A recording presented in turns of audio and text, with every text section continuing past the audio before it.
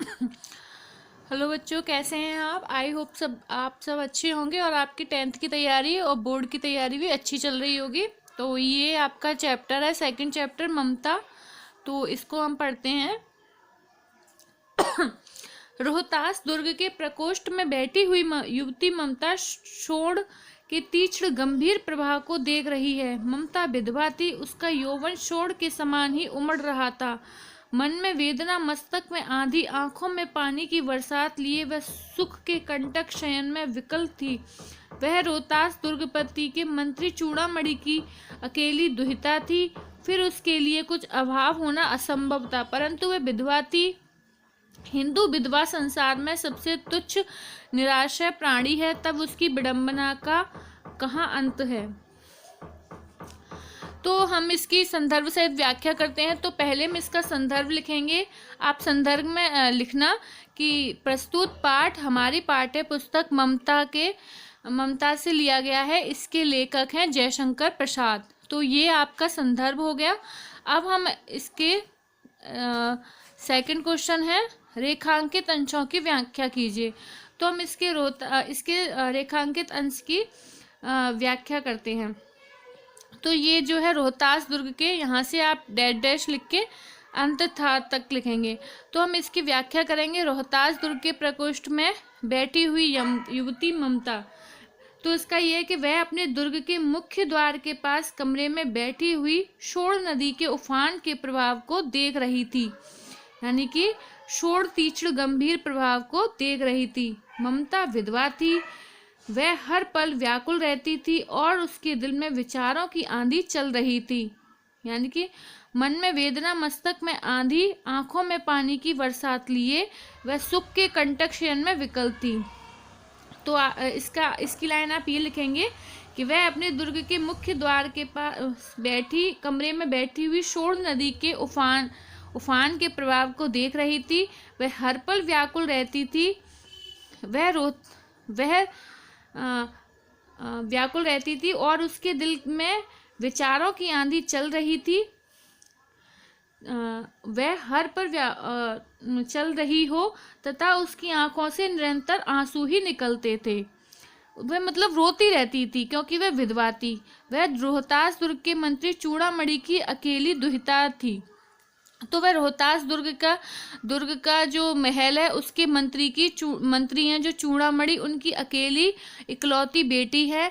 फिर उसके लिए कुछ अभाव और होना असंभव था, इसलिए उसके लिए किसी चीज की कमी होना असंभव है, परंतु वह विधवा थी। लेकिन वह विधवा है और हिंदू विधवा संसार में सबसे तुच्छ निराशा ही प्राणी है, इसलिए विधवा होना हमारे समाज का सबसे बड़ा कलंक है। तब उसकी विडंबना का कहाँ अंत है। तो आप इसका ये है अर्थ होगा कि चाहे कितनी भी धन दौलत हो, लेकिन उसका जो वैधव्य जीवन है वो उसके लिए सबसे बड़ा दुख का कारण है। तो यहाँ से रोहतास से था तक की इसकी व्याख्या होती है। अब है इसके क्वेश्चन है, प्रस्तुत गद्यांश में किसके बारे में और क्या कहा गया है। तो इसका आंसर होगा, प्रस्तुत गद्यांश में ममता के बारे में कहा गया है और उसके दुखों के कारणों का वर्णन किया गया है। थर्ड क्वेश्चन है, ममता की वेदना का वर्णन अपने शब्दों में कीजिए।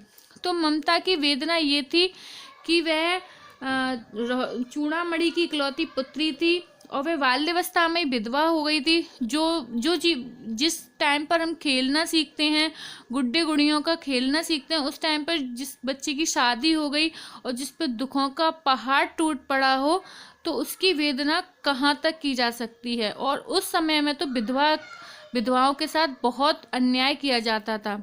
तो ममता अब ये इसका फिफ्थ क्वेश्चन है, ममता कौन थी। तो ममता रोहतास दुर्ग के मंत्री चूड़ामणि की पुत्री थी। वह क्या देख रही थी। तो वह शोण नदी के उफान को देख रही थी।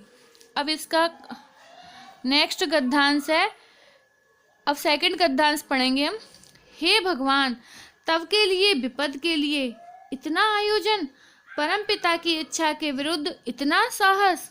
पिताजी, क्या भीख ना मिलेगी। क्या कोई हिंदू भूपृष्ठ पर ना बचा रह जाएगा। जो ब्राह्मण को 2 मुट्ठी अन्न दे सके, यह असंभव है। फेर दीजिए पिताजी, मैं कांप रही हूँ, इसकी चमक आंखों को अंधा बना रही है।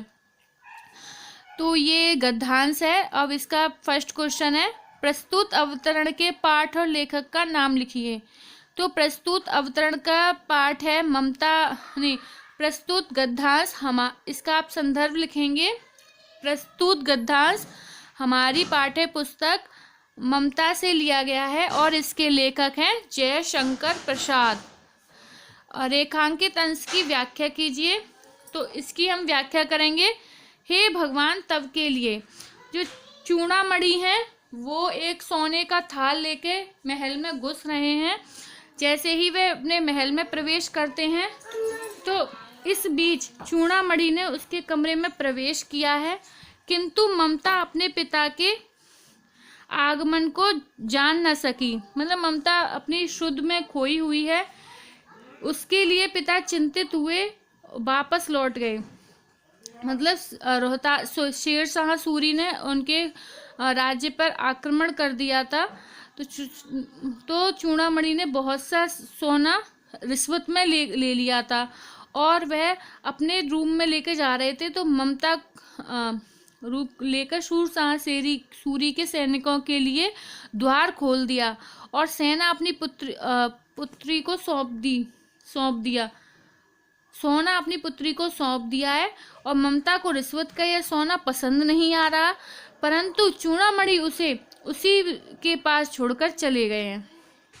तो शेरशाह सूरी के लिए चूड़ामणि ने अपने जो राज्य का गेट है वो खोल दिया है और वो सोने का थाल लेकर आ रहे हैं रूम में।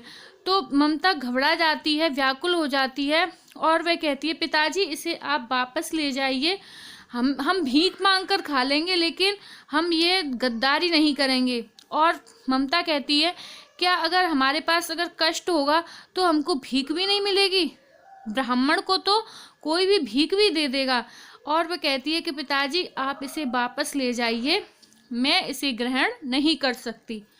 अब इसका थर्ड क्वेश्चन है, किस वस्तु की चमक ममता की आंखों को अंधा बना रही थी?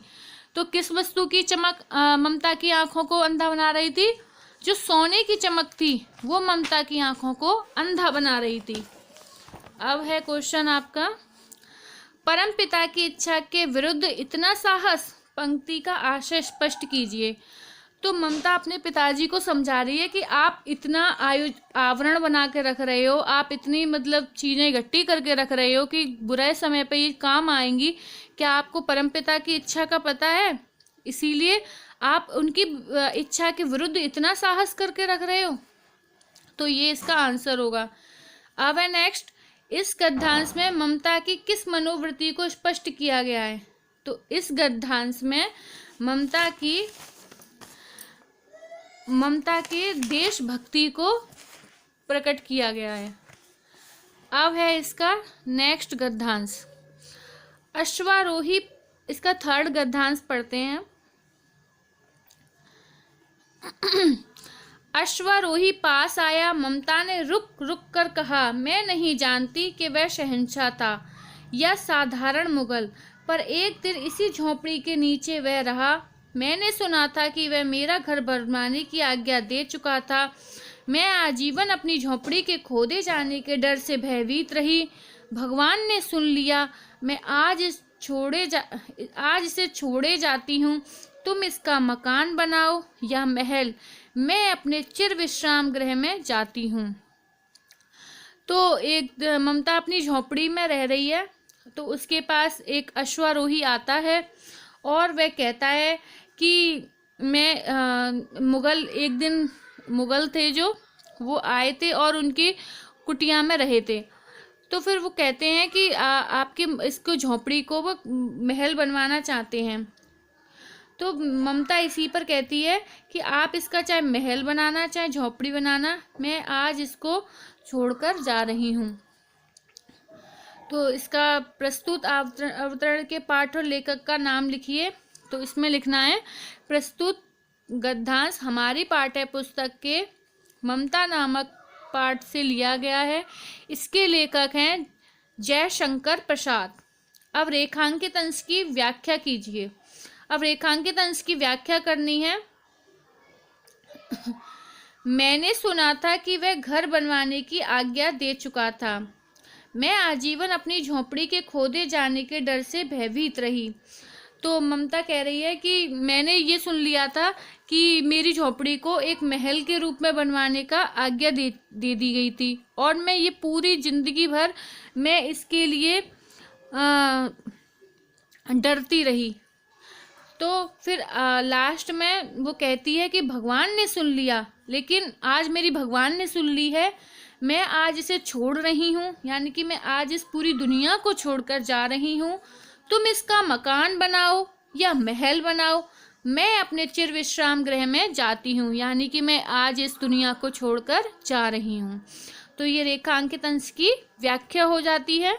अब है नेक्स्ट, चिर विश्राम गृह से क्या आशय है। चिर विश्राम गृह से आशय है कि दुनिया से अंतिम विदाई, दुनिया से परमपिता के पास जाना। सॉरी, आपका ये क्वेश्चन छूट गया। शहंशाह शब्द किसके लिए प्रयोग किया गया है। तो शहंशाह शब्द मुगल सम्राट हुमायूं के लिए प्रयोग किया गया है, मुगल बादशाह हुमायूं के लिए। वह आजीवन क्यों भयभीत रही। तो ममता आजीवन क्यों भयभीत थी। ममता आजीवन इसलिए भयभीत थी कि उसको डर था कि कहीं मेरी इस झोपड़ी को तोड़ ना दिया जाए, उखाड़ ना दिया जाए।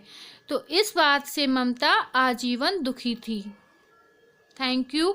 आप इसको अच्छी तरह से 2 बार रिवीजन कर लीजिए, आपको इसकी व्याख्या अच्छे से समझ में आ जाएगी। और जो इसके ये 3 मैंने आपको इसकी गद्यांश की व्याख्या करवाई है, ये मोस्ट इम्पोर्टेंट है। आप इसको ही कर लेंगे तो ये चैप्टर आपका कंप्लीट हो जाएगा। Thank you.